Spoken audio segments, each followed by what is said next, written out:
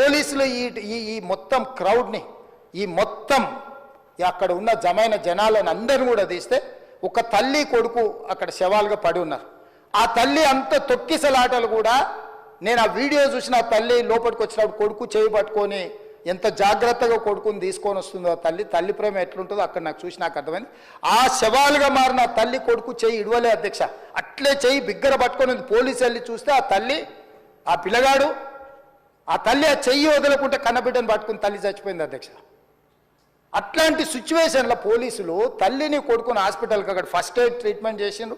పోలీసులు ఏం డాక్టర్లు కాదు, హుటాహుటిన తరలించిండ్రు. హాస్పిటల్కి వెళ్ళిన తర్వాత తల్లి చచ్చిపోయింది, పిల్లోడు కోమాలు ఉండు. ఆల్మోస్ట్ పోలీసులు పిల్లవాడు కూడా చచ్చిపోయింది అనుకున్నారు. బ్రెయిన్ డెడ్ అయింది, ఆక్సిజన్ అందక ఆ అబ్బాయికి. సో ఆ సిచ్యువేషన్లో వెనక్కి పోలీసులు వచ్చి హీరో గారికి విషయాన్ని తెలియజేసి హీరో గారు వెళ్ళిపోతే హీరో ఎందుకు వెళ్ళిపోవాలనుకున్నారు పోలీసులు అంటే ఇంకా వేలాది మంది అభిమానులు అక్కడనే ఉన్నారు.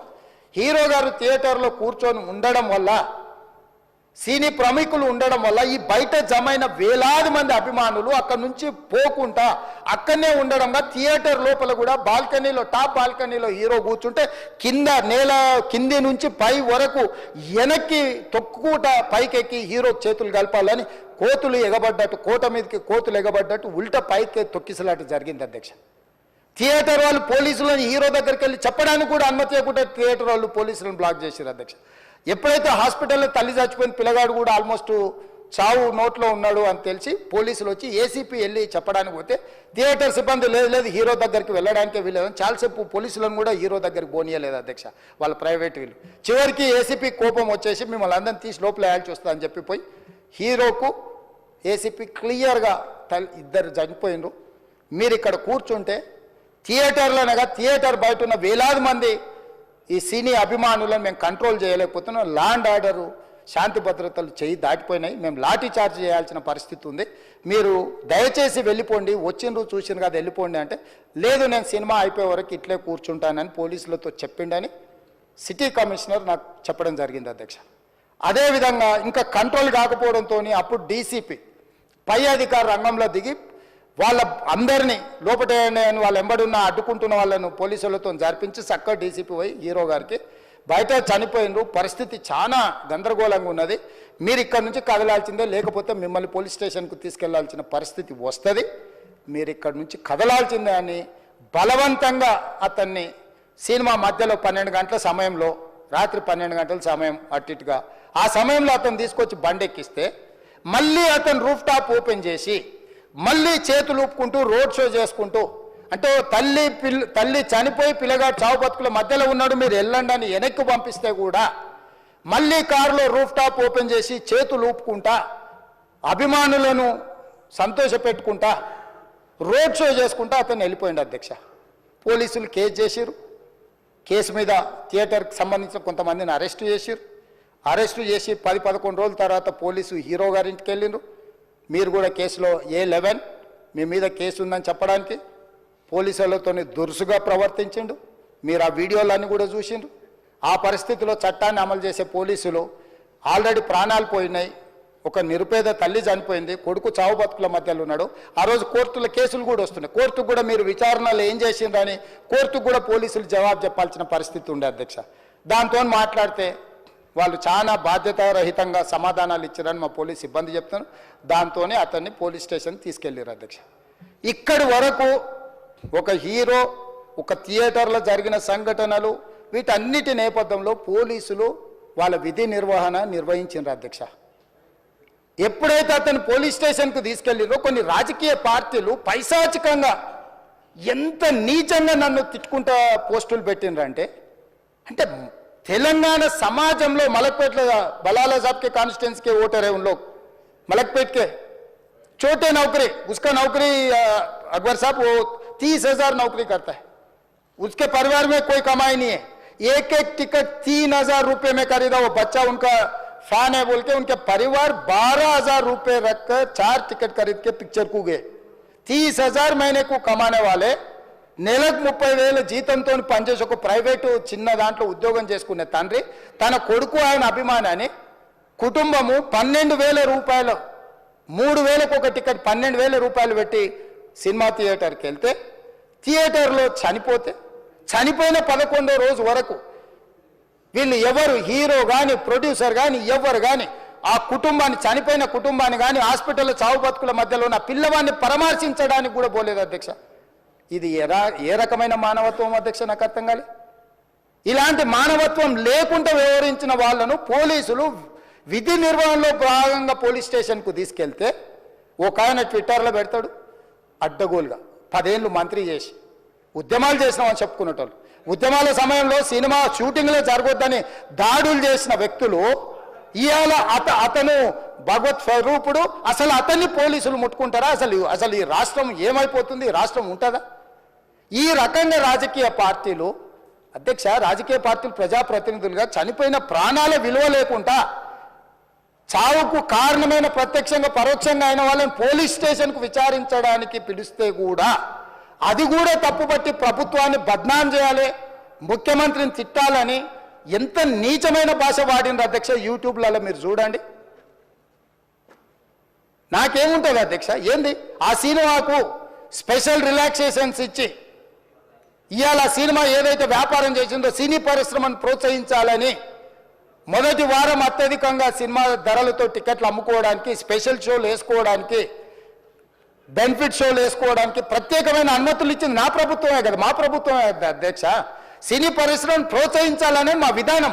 ప్రోత్సహించే క్రమంలో తెలంగాణ ప్రజల ప్రాణాలను తీసుకోమనే, ప్రాణాలు తీసుకుంటే కూడా వాళ్ళని ఏమనొద్దానంటే మీరు లా చేయండి అధ్యక్ష. మరి స్టేట్కు లా అథారిటీ ఉందో లేదో నాకు తెలియదు, కానీ star, film star, super stars or political stars is having some special privilege.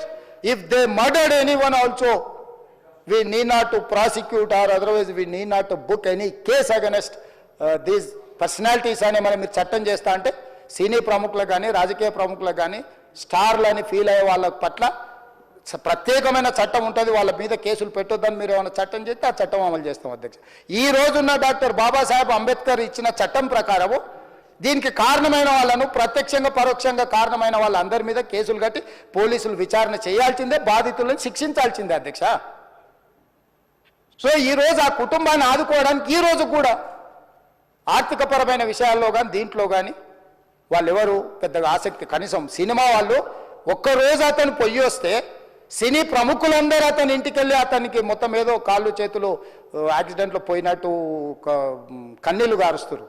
ఈ సినీ ప్రముఖులు ఒక్కరైనా హాస్పిటల్కి పోయినరా అధ్యక్ష?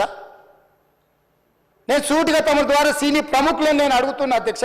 తల్లి చనిపోయి 9 సంవత్సరాల పిల్లగాడు బ్రెయిన్ డెడ్ అయ్యి ఆక్సిజన్ అందక 20 రోజుల నుంచి హాస్పిటల్లో కోమాలో ఉంటే ఈ సినీ ప్రముఖులు ఒక్క రోజు కోసం పోలీస్ స్టేషన్ పోయిన ఇంటికాడ క్యూ కట్టి ప్రభుత్వాన్ని తిడుతున్నారు, నన్ను తిడుతున్నారు, అతన్ని పరామర్శిస్తున్నారు. ఏమైంది అధ్యక్ష? అతను కాలు పోయిందా, కన్ను పోయిందా, చేయి పోయిందా, ఏమైనా కిడ్నీలు దెబ్బతిన్నా, ఏమైంది? అతన్ని ఇంతమంది సినీ ప్రముఖులు పరామర్శించారు, కలిసిండ్రు, అభినందించారు. కానీ ఆ పిల్లగాన్ని కనీసం అన్న పరామర్శించడానికి సినీ ప్రముఖులు ఇంటెన్షన్తో పోలీస్ కూడా ప్రొటెక్షన్ ఇవ్వాలని, నేను కూడా మంచి సినిమా అందివ్వాలని, లేకపోతే చేసాలి అందరు థియేటర్స్ కూడా జనాల్ని సేఫ్గా చూసుకోవాలని అందరూ ఒక మంచి ఇంటెన్షన్తో చేసినా కూడా ఒక ప్యూర్లీ ఒక యాక్సిడెంట్, ఇది ఒక హ్యూమన్ యాక్సిడెంట్, ఇది ఎవరి కంట్రోల్లో లేదు. ఫస్ట్లీ అది అందరికి చెప్దాం అనుకున్నాను. And my first condolences to the family. నా ఫ్యామిలీకి నిజంగా జరిగింది చాలా చాలా చాలా అన్ఫార్చునేట్. ఎందుకంటే నేను చాలా బాధపడతాను అలాంటి విషయాలు. ఎందుకంటే నేను ఎస్పెషల్లీ యాజ్ అ ఫిలిం పర్సన్గా నా లైఫ్ అంబిషనే థియేటర్కి వచ్చిన జనాల్ని ఎంటర్టైన్ చేద్దామని. అరే మీరు వచ్చి మిమ్మల్ని థియేటర్కి వస్తే మిమ్మల్ని అందరూ నవ్వుతూ పంపించాలనే నా ఇంటెన్షన్. అబ్బా, మీ మనసుల్ని గెలిచి పంపించాలని అనుకునే మనిషిని అలాంటి థియేటర్లో అలాంటి థియేటర్లో టెంపుల్ లాంటిది, అలాంటి థియేటర్లో ఒక యాక్సిడెంట్ అయిందంటే నాకంటే బాధపడేవాడు ఉంటాడా ఎవరైనా? నాకు నిజంగా బాధగా ఉంది. So condolences to the family. I really wish good. I'm having a few hourly updates about what's happening with the kid. ఆ అబ్బాయి సీతేజ్కి ఎవ్రీ ఫ్యూ అవర్స్కి ఏమవుతుంది అప్డేట్లో ఉన్నాను. గుడ్ థింగ్ ఏంటంటే తను బాగున్నాడు, ఇట్లా కదులుతున్నాడు, he's progressing. This good thing that's are happening. ఇన్ని మిస్హ్యాప్స్లో అదొక్కటి ఆనందపడగలిగిన విషయం. అండ్ మెయిన్ రీజన్ ఇవాళ ఈ ప్రెస్ మీట్ పెట్టడానికి మెయిన్ రీజన్ అంటే, ప్లీజ్ నేను ఎవరిని బ్లేమ్ చేయట్లేదు. Please understand, there is a lot of misinformation, there is a lot of false allegation, wrong అంటే మిస్కమ్యూనికేషన్ వల్ల కూడా చాలాసార్లు జరుగుద్ది. So I just want tell, I don't want to blame any department or any particular political leader or the government. In fact గవర్నమెంట్తో we're very very happy because మాకు theatre special prices ఇచ్చారని we are actually very happy with them. So ఇది ఏ ఇండివిజువల్కి సంబంధించిన విషయం కాదు. I just want to address everybody that there is a lot of misinformation. నేను ఇలా బిహేవ్ చేశాను, నేను అలా అన్నాను, నేను ఇలా చేశాను అనేది రాంగ్ ఎలిగేషన్స్ పడేసరికి I'm feeling extremely, how do you say, I'm అంతే extreme. It's humiliating and character assassination. నేను 20 ఏళ్ళుగా నేను ఎప్పుడు ఇలాంటి ఇష్యూలో 20 ఏళ్ళుగా నన్ను చూస్తున్నారు కదా, నేను ఎప్పుడైనా ఇలా చేస్తానా, ఇలా అంటానా, ఇలా మాట్లాడగలనా? అలా అన్నప్పుడు చాలా బాధ వేస్తుంది. ఎందుకంటే ఓకే అది ఫ్లోలో చెప్పచ్చులే, అది ఇట్స్ ఓకే. ఎనీవేస్ జరిగిందంతా మాత్రం చాలా, there is a lot of wrong information going on, there is a lot of misinformation, lot of false allegation, especially నా క్యారెక్టర్ అసాసినేషన్ చేసేసరికి.